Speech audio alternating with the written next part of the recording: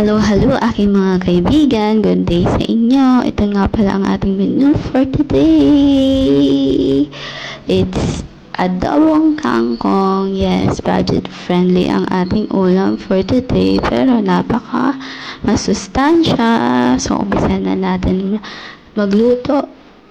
Yan. Iprito lang natin yung ating karne. Lagyan natin ng patis.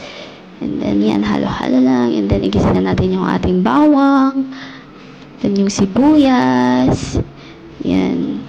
Halo-halo lang yan. Mekos-mekos lang natin. So, easy. And then, yung ating kangkong ay ating ilalaga lamang.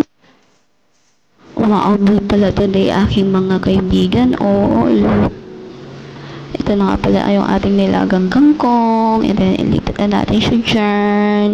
And then, let's go. Mekos-mekos na. Yung soy sauce. Oops, naparami yung toyo. Magagalit naman yung boyfriend ko. Oh my gosh. And then, yung oyster sauce. And then, pamunta.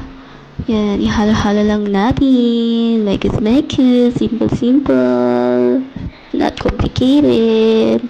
Ayan, and then yung sili. Alright, masarap yan kapag medyo maanghang. And then, lagyan natin ng pampalapot. Cornstarch, of course.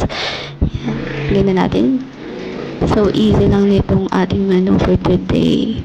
Yung tokwa. Ayan, halo-halo. Okay na. Oh, diba? Napakadali lang. And then, yan, kain na tayo. Happy lunch!